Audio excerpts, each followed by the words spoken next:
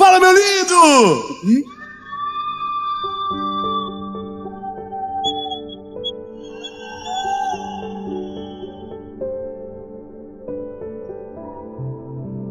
Essa é a última mensagem da série Sabedoria.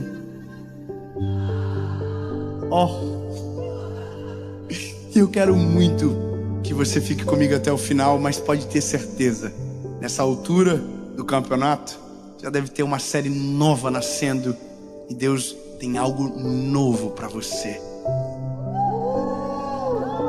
Mas como a gente precisa terminar, a última mensagem, ela sempre tem algo diferente. E essa mensagem nasceu dentro de uma reunião de escola, onde Deus moeu o meu coração com uma palavra, e que eu quero que você viva isso comigo. Antes,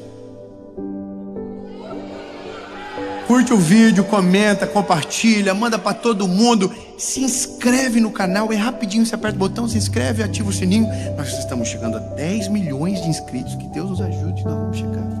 Irmão, nós vamos chegar a 20 milhões e não chega a 10, é confusão, é ansiedade. Mas vamos chegar, quanto mais gente alcançada pela palavra, melhor. E por falar em palavra, vamos para o vídeo.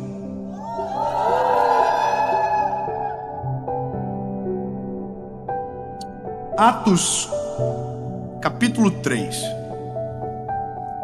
Pedro e João estavam subindo juntos ao templo na hora da oração. Estava sendo carregado um homem coxo desde o ventre de sua mãe, o qual diariamente colocava-se à porta do templo, chamada Formosa, para pedir esmolas aos que passavam. Interessante falar sobre paciência usando um milagre, mas você vai entender. Eu não sei qual é a melhor forma de começar de verdade. Se eu conto o milagre, ou conto o porquê falar sobre esse milagre quando se trata de paciência. Talvez seja interessante, ou melhor, a gente falar como nasceu. Não. Será? Bom, não sei você, mas paciência é uma coisa difícil. É um pouco extinta da nossa geração, porque a gente foi perdendo à medida que o mundo ficou tudo muito rápido. Internet e tudo isso que você já sabe, que deixou a gente muito acelerado. Áudio, 2 vezes. 5 minutos ouve em 2,5. Isso é uma bênção de Deus. E a gente aprendeu a fazer o nosso cérebro ouvir em 2 vezes. E se inventarem 4, a gente vai dar conta. Porque a gente está sem paciência, não é verdade? O problema é que a ausência de paciência faz a gente tomar decisões e agir de um jeito que, de uma certa forma, tira o amor da receita. A ausência de paciência me faz colocar uma velocidade no outro que às vezes nem eu estou apto ainda. Mas olha, vamos pela palavra que é melhor. Atos 3 conta uma história, que é a história de Pedro e João, que acabaram de viver o maior fenômeno do Novo Testamento. Quando eu digo fenômeno espiritual, que foi a descida do Espírito Santo em Pentecostes. Atos capítulo 2 conta que o Espírito Santo desceu e encheu todo mundo que ali estava. Só que veja que importante essa reflexão. O que é ser cheio do Espírito Santo? E a gente, não sei você, mas eu sou de um tempo que ser cheio do Espírito Santo é quem falava em línguas estranhas. Sabe aquela parada? Não sei se você sabe, então eu preciso explicar. O meu público não é só quem viveu dentro da igreja, muitos são de quem nunca entraram. Falar em línguas, um dom que todos nós que nascemos na igreja, talvez por um tempo pensávamos que só quem falava em línguas estranhas era cheio do Espírito Santo. Deixa pra lá, não quero falar mais, não fica estranho, fica ofensivo. Mas veja, falar em línguas, durante muito tempo a gente pensava que era isso, só que não. Uma coisa é uma coisa, outra coisa é outra coisa. Uau, que profundo. E isso não é ser cheio do Espírito Santo. Ser cheio do Espírito Santo é ser cheio de Deus. E quando eu digo ser cheio de Deus, é carregar os atributos de Deus na nossa vida. E o que Deus é? Deus é paciente, benevolente, amor, misericórdia, compaixão. Então, quando você diz que alguém é cheio do Espírito Santo, é porque ele carrega na sua essência os atributos de Deus: paciência, benevolência. E é isso. Então Pedro e João acabaram de ser cheios do Espírito Santo. Então a imagem que a gente vem agora à cabeça não é só alguém pulando de alegria, é alguém vivendo de maneira justa, é alguém vivendo da maneira de Cristo. Então veja o que acontece quando alguém vive na maneira de Cristo. Eles estão indo para o templo na hora da oração, porque entenderam que quanto mais tem, mais querem. Isso é a presença de Jesus. Quanto mais a gente o conhece, mais a gente o deseja. Então eles estão indo para o templo na hora da oração, ponto. Agora, quando eles estão chegando, eles encontram um paralítico. Na verdade não é um paralítico, é um coxo. O paralítico não anda, o coxo anda, mas tem dificuldade. É alguém manco. Então eles encontram um coxo e eles dizem algo, e eu estou sendo bem conciso. Eles dizem: nós não temos prata nem ouro, mas aquilo que nós temos, isso te damos. Levanta e anda. Muito obrigado pelo aleluia. Obrigado. Bom, veja, acabou, parece que o milagre está pronto. Então agora ele levanta, anda e sai. Só que aí a Bíblia vai dizer que não foi assim que aconteceu. Não foi imediato. A Bíblia diz que eles falaram levanta e anda, mas o coxo não levantou. O coxo foi levantado. Vou ser mais claro. Existe um coxo sentado à porta, pedindo esmolas, dizendo: dá-me uma esmola, por favor. Há muito tempo, a Bíblia diz que desde sempre ele fazia da mesma forma. Só que agora, quando eles chegam, eles dizem: levanta e anda. Só tem uma reflexão importante. Uma ordem para quem nunca andou é diferente. Veja, como que eu falo levanta e anda para alguém que nunca andou e que não sabe exatamente o que é isso? Quer ver, quem tem filhos aqui? Levante a mão. Bom, eu tenho 3. Cortei. Chega muito filho, maravilhoso, mas se vier o quarto, a confusão está garantida. Mas veja, quando a gente tem filho, tem uma parada, irmão, que pega todos os pais: o tal do andar. Irmão, e é uma competição do mal. Porque um pai fala pro outro: meu filho andou com 11 meses. Aí você fala assim: o quê? Meu filho tá com 11,5 e não tá andando, deve ter algum problema. Aí você vai pro Google, e aí você pega uns pais mais psicopatas que falam: meu filho andou com 7. Aí você fala: pronto, eu tô com um problema, meu filho deve ter um problema. Porque a gente tem uma questão que a gente quer ver os nossos filhos rapidamente amadurecerem. Então a gente quer que os nossos filhos tirem e saiam da fralda logo. A gente quer que os nossos filhos andem logo. E a gente quer que eles façam no nosso tempo. E isso é o mal de todos os pais. A gente não tem paciência, porque a gente já anda, a gente já saiu da fralda há muito tempo, a gente já amadureceu há muito tempo. Então a gente quer que os nossos filhos acelerem o passo, até um dia que a gente diga: que saudade de quando não andava, que saudade de quando pedia para eu levar no banheiro e limpar o bumbumzinho, que saudade. Então a gente acelera tanto que um dia descobre que fez errado e que deveria ter sido mais respeitoso. O texto é tão incrível que a Bíblia diz que eles tomaram pela mão direita o paralítico e levantaram. Só que não só levantaram, a Bíblia diz que eles esperaram se firmar os arteiros. Ou seja, levantaram e ficaram segurando, apoiando o coxo até que ele conseguisse firmar os pés e andar. Lindo. Sabe quando um milagre desse ia acontecer no nosso tempo? Nunca. A gente é muito mais afeito à esmola que jogamos pelo vidro do que parar de verdade para ajudar e ver até andar a pessoa não desgrudar dela. E esse é quem nós somos. E aqui mora o detalhe: ou somos cheios do Espírito Santo e transbordamos do amor, da paciência, da benevolência do Eterno, ou somos somente seres humanos que não temos paciência com ninguém e assim somos com nós mesmos também. Isso é a gente. Se não tivermos o Espírito Santo, não temos paciência, nos falta misericórdia. Pelo contrário, a gente sempre tem uma palavra de juízo sobre o outro. A gente se sente superior, a gente fala mal, a gente reclama, a gente amaldiçoa, a gente não tem paciência com os outros. E aí, lindo, eu vou te dizer por que nasceu isso no meu coração. Eu e a minha esposa fomos chamados para ir no colégio do meu filho. E minha mãe viveu isso a vida toda comigo. Cansei de só vem com acompanhado dos pais. Nossa, irmão, eu fui isso com 17 anos, estava profissional já. Estava no ensino médio, um marmanjo. Minha mãe sentada na secretaria e eu entrando com cara de glúteo na sala para pedir perdão para a professora. Aí eu fui pela primeira vez para uma reunião sobre um dos meus filhos. Sentei na reunião. Na verdade, começou um dia antes da reunião.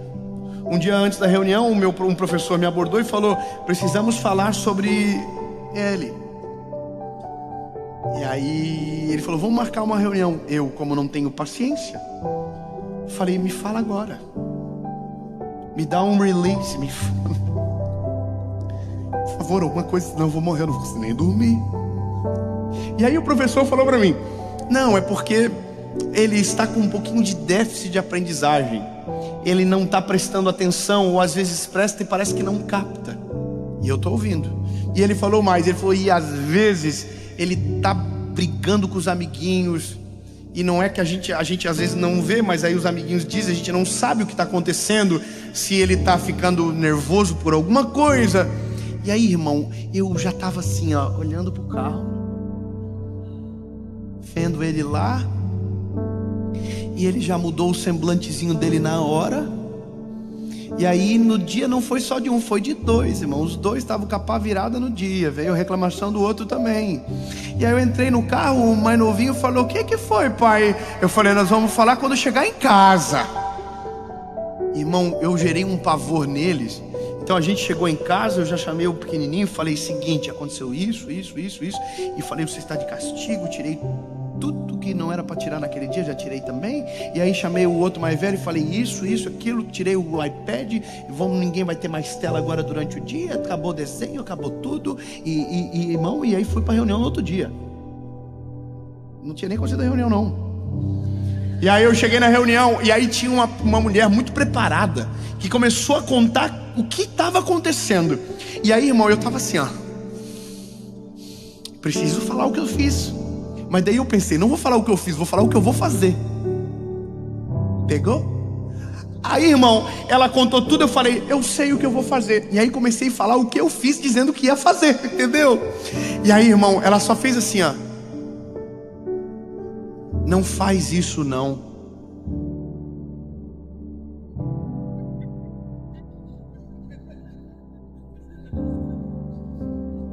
Eu falei: por quê? Ela falou: porque se você fazer dessa forma, você vai perder ele. Você vai sufocar ele. Ele não vai melhorar. Ele vai piorar. Lindo. Aquela professora falou aquilo para mim. O Espírito Santo entrou dentro daquela sala e falou comigo: já pensou se eu fosse contigo da mesma forma? Já pensou se eu te tratasse com a mesma energia e com a mesma velocidade? Você não iria me suportar. E aí, irmão, eu de verdade, eu saí dentro daquele colégio arrasado comigo, destruído por dentro. Cheguei em casa, chamei os meus filhos e disse: o pai precisa mudar uma parada que o pai fez. E comecei a mudar a conversa com eles.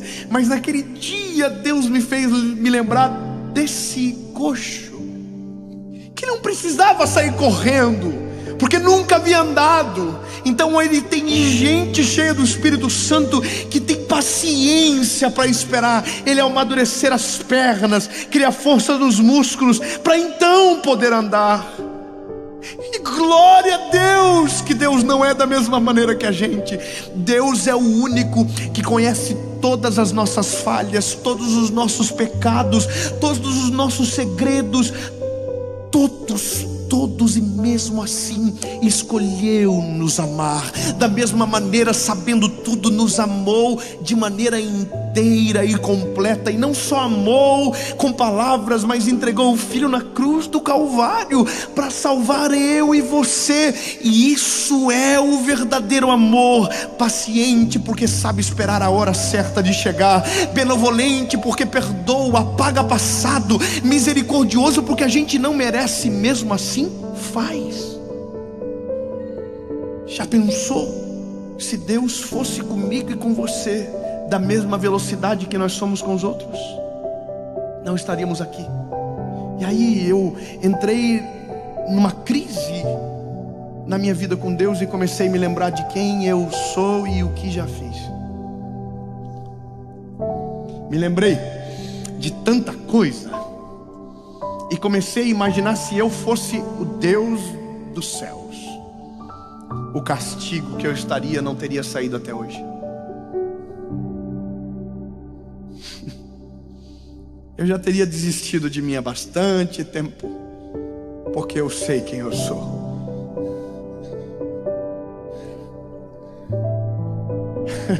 Sabe que eu descobri naquele dia que o déficit de aprendizagem do João tinha a ver comigo.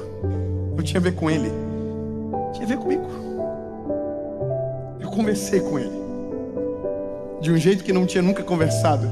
Eu falei: filho, o que acontece com você? E ele me lembrou o dia que eu tentei fazer ele aprender matemática da mesma maneira que eu aprendi. E aí eu entendi, lindo, que o meu filho ele estava daquele jeitinho por conta minha. Deus sabe como agir comigo, com você. Se ele for da mesma energia que você é, ele te perde. E Deus não perde ninguém.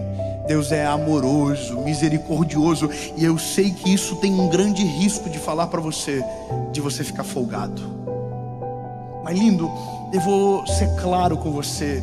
A paciência de Deus não é para te dar o direito de atrasar, mas é para que você cresça sem medo do Pai.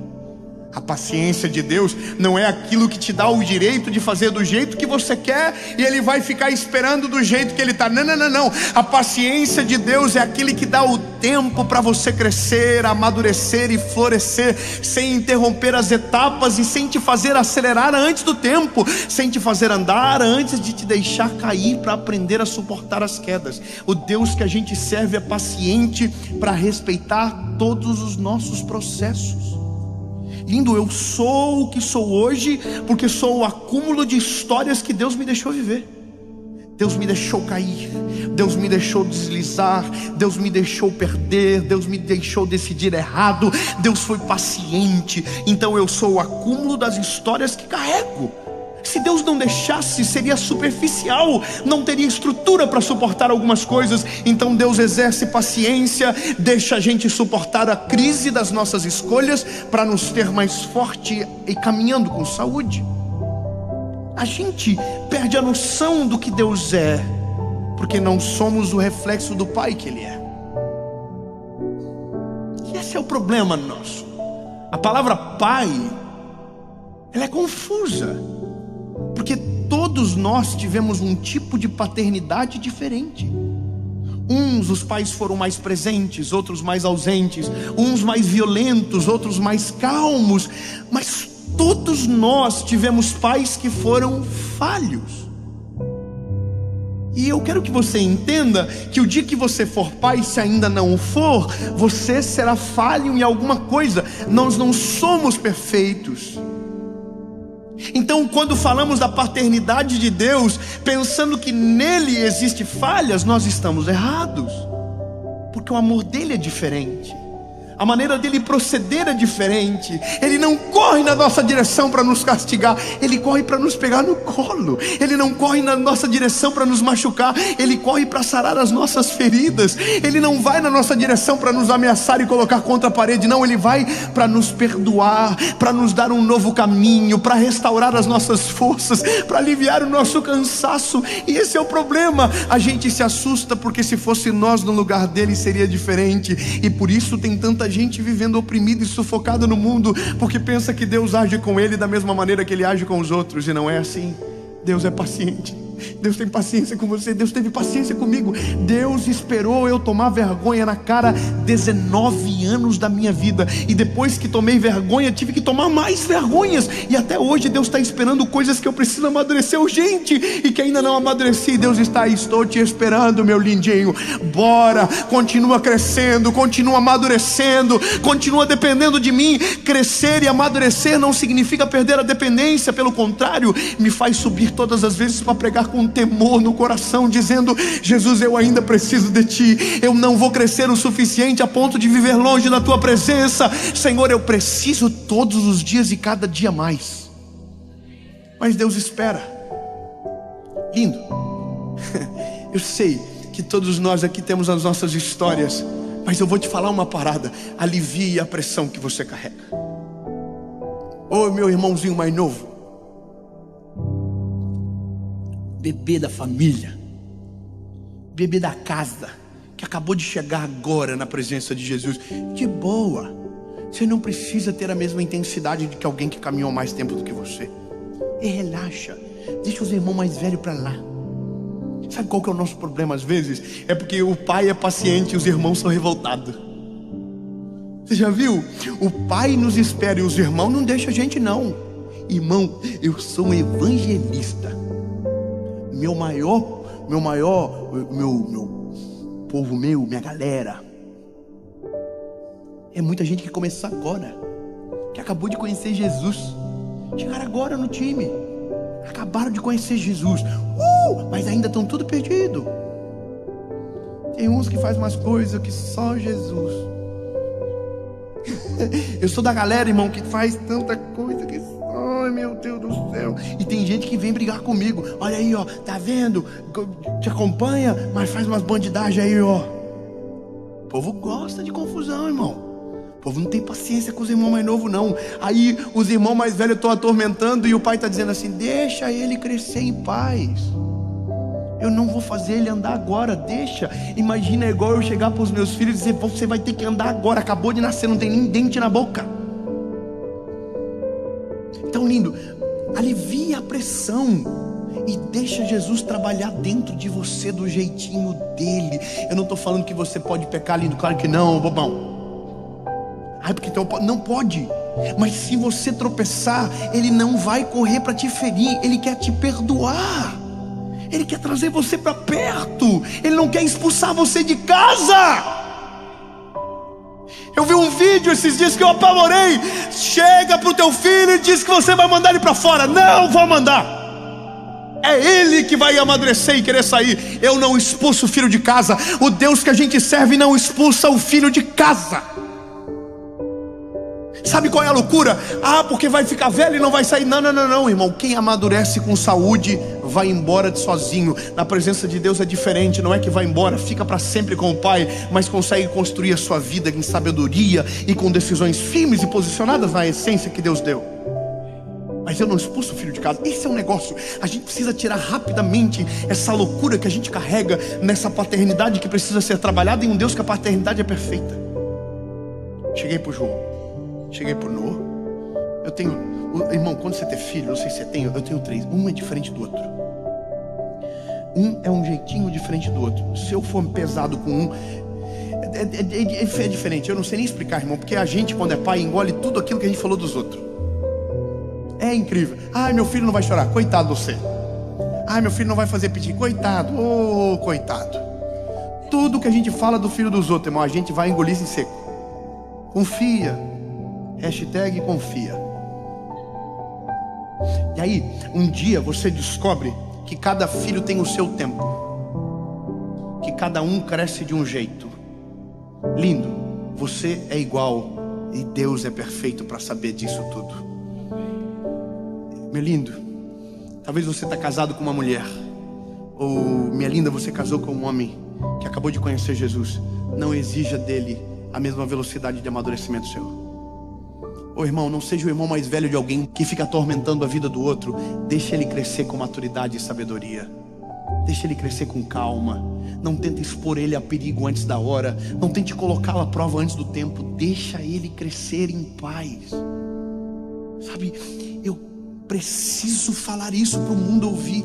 Pare de ser chato. Você não foi autorizado para mandar no teu irmão. Quem manda é o pai, ele é o dono da casa. Eu não deixo o João educar o Noah, é eu que vou educar ele. Deus não quer que você fique forçando a barra com os irmãos mais novos. Irmão, o maior problema da igreja do nosso tempo é quando o irmão mais velho tenta educar o irmão mais novo sem a permissão do pai. Para logo. Deixa Deus completar a obra. Deixa Deus. Você andou com 11 meses, talvez ele ande com 1 ano e 1. Talvez você andou com 7, ele vai andar com 11. O problema é dele. Deus é o pai dele, assim como é o teu. Respeite o tempo. Você falou com 2, ele vai falar com 3. E daí? Eu conheço um dos maiores cantores do Brasil, falou com 4 anos. 4 anos de idade foi a primeira palavra. Hoje é um dos maiores cantores da nossa nação. Deixa o tempo de cada um ser respeitado. Paciência. Por isso que eu sou apaixonado pelo Senhor Jesus, porque quando eu olho para o amor dele, eu me encontro, tenho paz e segurança para permanecer no caminho. Ele não me oprimiu, ele não me sufocou, ele me salvou, ele me amou, ele me libertou, ele mudou a minha história, ele me fez sentir amado, e por isso eu sou apaixonado pela vida e pelo amor do meu Senhor Jesus. Então, lindo, eu não estou falando que você tem que correr na mesma velocidade que eu só quero que você saiba, ouça o teu pai, ouça ele. A melhor coisa da vida é quando a gente ouve ele. Nada é melhor. Ouça ele. Lindo, fica tranquilo, o Senhor vai fazer algo lindo na tua vida. Ei, relaxa. Jesus conhece a gente, bonitinho, tudo, amor. Eu não sei porque gostou de nós. Meu Deus, irmão, você é ruim, irmão. Você é ruim, hein? Você é ruim. Sangue de Jesus. Se você fosse se contratar, você não se contratava. Eu jamais, irmão, eu sei o problema que eu sou. Jesus não só chamou a nós, mostrou amor dando a vida do Filho na cruz. Então, a gente tem que aprender logo. Ele está dando tempo, ele consegue esperar, mas não esperando você na libertinagem, mas no desejo de amadurecer. Tem gente que pensa que a graça é o direito de pecar. Não, irmão. A graça é o poder de ser perdoado. Olha que poderoso. O Senhor nos dá a chance de sermos renovados. Chamei o João, falei: filho, desculpa o pai. O pai quer te pedir perdão, porque o pai, quando tinha a tua idade, teve o mesmo problema. Aí ele falou para mim: o pai? Eu falei: aham. E os filhos? O pai foi igual a você. Sabe por que Jesus veio para o mundo e morreu na cruz no nosso lugar e viveu a nossa vida? Para que um dia pudesse olhar para a gente: eu sei o que vocês passam, mas tem de bom ânimo, eu venci o mundo, e se eu venci, vocês também vão vencer. Você pode celebrar o nome de Jesus por isso, meu lindo. Ele não é um Deus apático, ele é um Deus empático. Ele se coloca no nosso lugar. Sabe qual é a loucura? Quando Deus olha para o homem, ele não vê a gente, ele vê Jesus. É o padrão perfeito. Como não amar esse evangelho? Como não amar? Como não olhar com misericórdia para o meu irmão mais novo, sabendo que já passei o que ele passou? E é isso que o evangelho faz. O evangelho traz para dentro de mim a natureza de Deus. O Pedro e o João estão esperando o coxo levantar, estão com o ombro debaixo dele. Aí a Bíblia diz que quando os arteiros se firmaram, ele foi para o templo junto com o Pedro e com o João. Só que a Bíblia diz que ele entrou saltando e pulando. Quando respeitamos as etapas, o resultado é sólido e duradouro. Quem tenta fazer o que não foi feito para fazer antes do tempo cai e às vezes nunca mais volta a andar. E é isso. O João está aprendendo a contar, está aprendendo a ler, está aprendendo as palavras. A gente vai tomar banho juntos. Eu falo: filho, escreve o nome do pai no box. começa. É assim, pai? Fala, é assim. Segue, está escrevendo. E aí quando ele termina, a gente faz uma festa.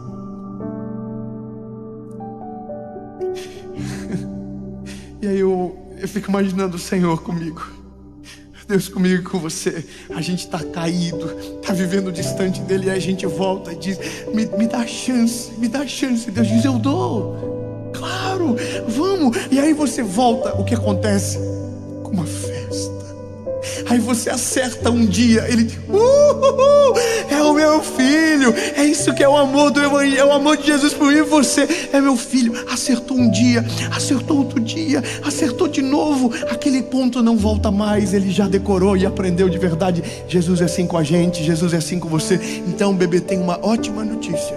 Aproveite a paciência para ser perdoado. Aproveite a paciência para ser amado.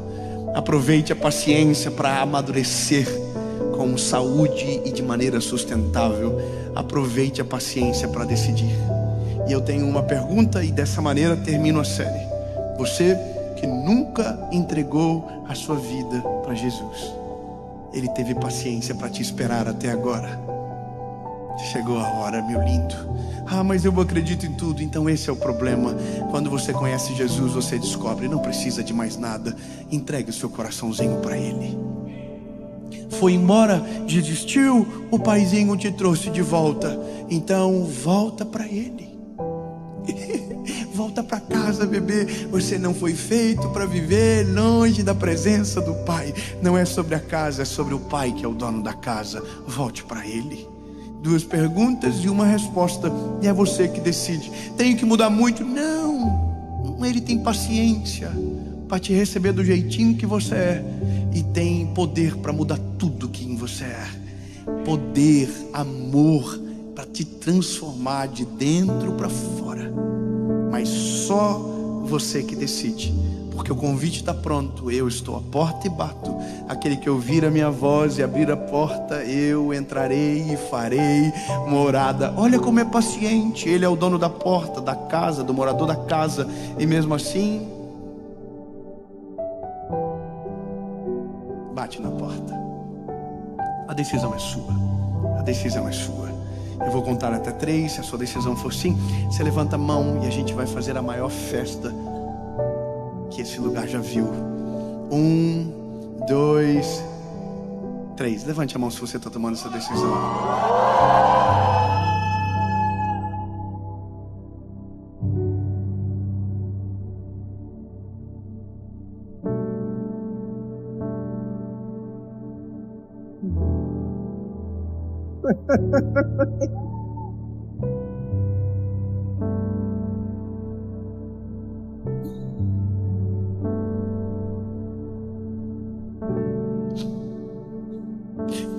Por que tantas mãos se levantam? É porque tem algo que constrange mais do que o medo. O amor. É o amor que constrange mais. Nada é mais poderoso do que o amor. O amor vence o medo, lança fora, transforma, muda o homem, constrange a ponto de nos fazer melhorar sem dores. O João está melhorando sem dores, o Noah está melhorando sem dores, e eu só tive as dores das crises que escolhi, porque o Pai sempre quis um plano perfeito, assim como quer para você. Sua decisão é sim, sua decisão é sim. Você vai repetir comigo uma oração, palavra após palavra, e aí fechamos a série Sabedoria.